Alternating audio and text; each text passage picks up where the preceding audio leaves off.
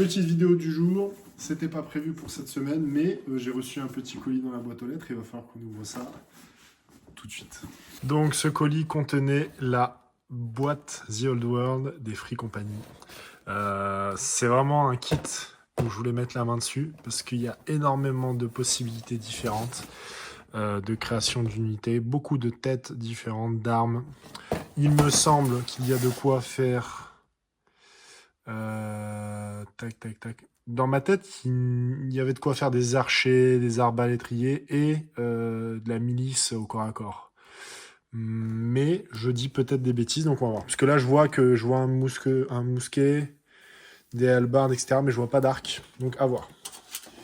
Tac. Ils font des nouveaux trucs, là, c'est plus sous cello. Je suis moins fan de ça, parce que bah, ça laisse du plastique sur la boîte. Ça enlève un peu le truc sacré, tu vois, de l'ouverture, je trouve. Mais bon, on va pas se plaindre.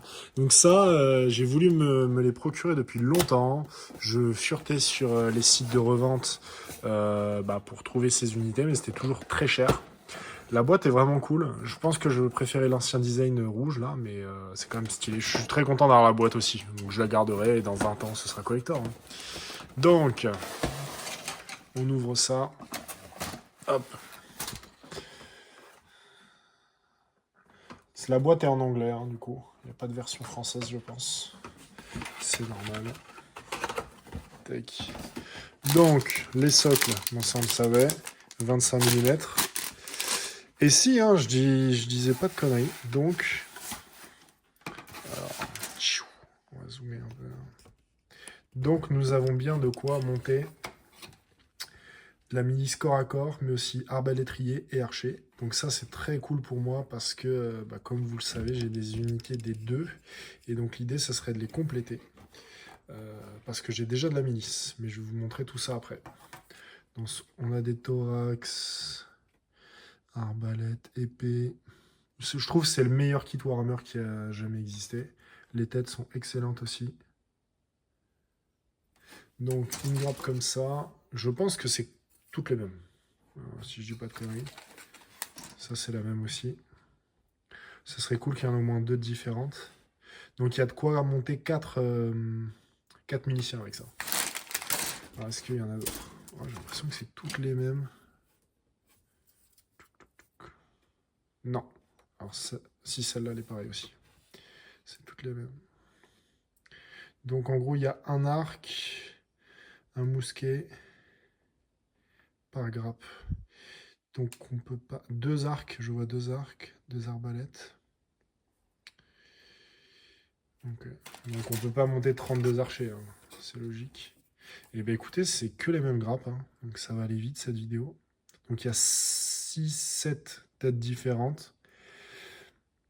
Option épée à deux mains, mousquet, fusil, hache. Ok.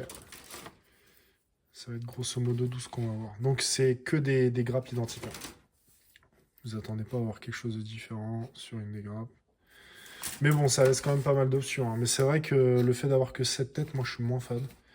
Mais ça reste un super kit. Hein. C'est plus que la plupart. Donc c'est que des... Comment dire? C'est les mêmes grappes. Donc, cela étant dit, je vais vous montrer ce que j'ai. Donc on a la petite notice explicative là, hein, pour monter notre milice. Oh, jolie illustration. Tac. Donc... Je vous reprends ici, c'est une zone que vous ne voyez pas trop dans les vidéos. Donc, nous avons rapidement ce que j'ai peint sur Middenheim. Hein. Ça a de la gueule, hein. Ouais, vous pouvez le dire. Ça sera le sujet d'une autre vidéo, mais ce sera pour la semaine prochaine. Donc, ce que j'ai, c'est un petit bloc de milice ici. Donc, je dois en avoir une quinzaine. Un bloc d'arbalétrier. Et j'ai quelques archers qui sont déjà faits, qui sont ici. Donc, le but, ça va être de combler avec les unités que je viens d'acheter, là, les 32, ce bloc et ce bloc. Donc j'ai tout ce qu'il faut avec ces 32 figurines, je vais être large. Donc l'idée, moi, c'est de customiser à fond les trucs de milice et créer des régiments complètement atypiques. Là, on peut le voir, par exemple, j'ai préparé un régiment de fanatiques qui va être plutôt stylé. Là-dedans, je compte bien mettre un ogre impérial pour mes joueurs d'épée, etc., etc. Pareil, là, je suis en train de préparer un bloc de prêtres, uniquement des prêtres et des sœurs de Sigmar. Et ici derrière, on a un bloc de répurgateur. Donc ça va vraiment envoyer du lourd. Donc je suis plutôt content de ça. Encore beaucoup de choses à faire comme vous voyez, mais j'ai bien avancé. Voilà, c'est tout pour aujourd'hui. Petite vidéo et je vous dis à bientôt. Après cette petite ouverture de boîte, je vous emmène avec le processus de peinture des géants. Donc petit primer blanc citadelle parce que je prends en contraste, donc il me faut une base claire, donc ça aurait pu être du gris ou du blanc, je préfère le blanc. J'attaque avec ma couche de Breakland, non pas Breakland, Berserk Blood Shade, c'est la première couche que je vais mettre, ça me permet d'avoir un teint un peu violacé pour donner un peu de vie à la peau. Donc je commence avec ça, je vais venir peindre toutes mes structures. C'est un peu la partie fastidieuse parce que c'est lent, c'est long sur des géants comme ça. Je travaille toujours 2-3 figurines à la fois, ça me permet d'enchaîner, que ça ait séché au fur et à mesure. Donc là on voit le résultat avec une première couche de contraste sur chaque zone. On est sur des teintes bleues, des teintes blanches pour Middenheim, du marron. J'essaie de donner toujours un effet grimdark, donc je reste sur ce genre de teinte de couleur. J'aime que ce soit assez vif, que ça attire l'œil, mais je garde des couleurs assez sobres quand même. Donc on voit déjà que ça commence à prendre... Enfin, pour moi, on pourrait jouer comme ça. Hein. En soi, si c'est fait avec application, la figurine est jouable, ça a de la gueule de loin. La figurine, on peut la jouer comme ça, je pense. Donc là, on voit déjà, je passe une deuxième couche de contraste. Je suis sur du Fire Slayer Flèche. J'ai choisi ça parce que d'habitude, je suis au Rockland. Ça me permet d'avoir une teinte un peu plus sombre sur la peau de mon géant. Parce que bon, il est tout nu, il prend le soleil. Je me suis dit que c'était une meilleure couleur de peau. Et on voit la différence, du coup, entre les deux. Première couche, deuxième couche. Bon, là, c'est un peu brillant. Ça va se réduire avec le séchage. Et on voit du coup que je prends l'excédent de contraste et que je vais l'appliquer sur mon autre figurine. Donc ça me permet de ne pas trop gâcher. Si j'avais pas l'autre figurine, bah, je me retrouverais à l'essuyer dans un sopalin. Donc bof, je préfère économiser. Soyons rares les enfants. Surtout que moi j'ai tendance avec mes gros doigts à renverser des pots dans tous les sens. Donc ça, c'est un petit peu chiant. Donc là, je passe ensuite à la... J'ai fait mes 2 couches de contraste sur chaque zone. Et je vais ensuite pouvoir ajouter du layer.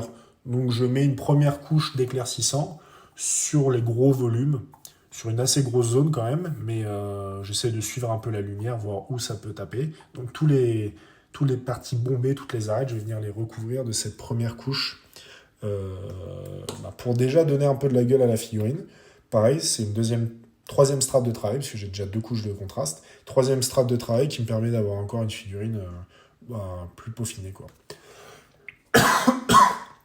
Ça, c'est cadeau, j'adore tousser sur les gens. Donc, je vais faire pareil sur mon géant, mon deuxième géant.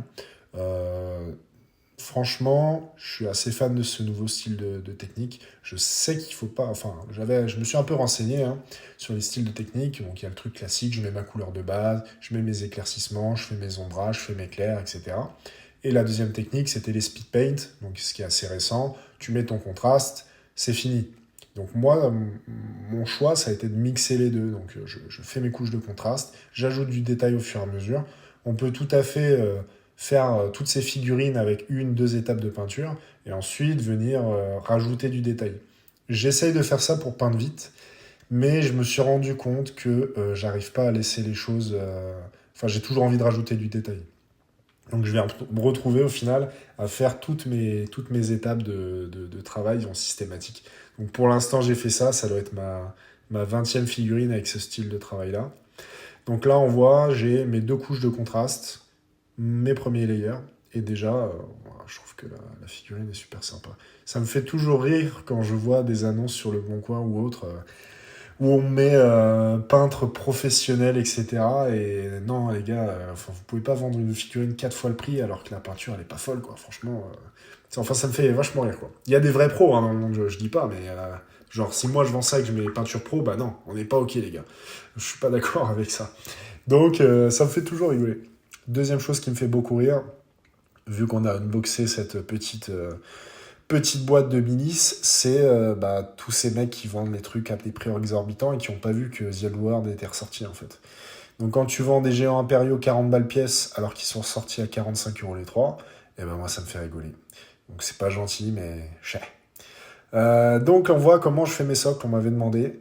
Je fais mes socles en mettant de la colle standard, hein, de la colle tout. Je mets mes petites herbes, ça me permet de texturer un peu mon socle. J'aime beaucoup faire comme ça.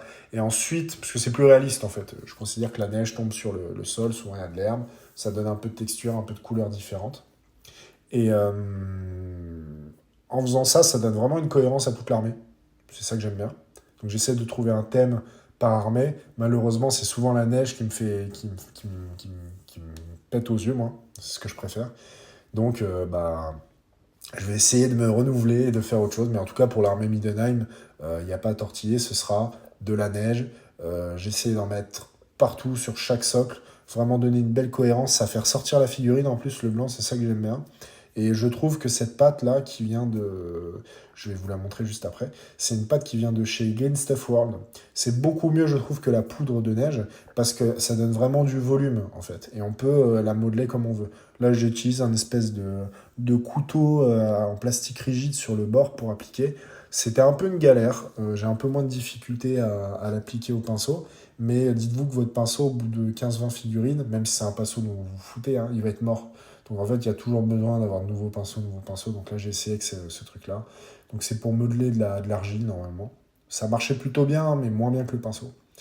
Euh, ouais, on peut voir quand même que tout de suite, si on fait ce type de socle, la figurine, elle passe de 2 sur 10 à 4 sur 10. Enfin, c'est presque aussi important que la peinture, je trouve. Vous pouvez me donner vos avis hein, là-dessus. Moi, je suis assez amateur dans tout ce qui est peinture. C'est juste que j'ai une faculté de concentration et je suis un peu neuneux sur les bords. Donc, j'arrive à me mettre à fond et essayer de faire la chose bien.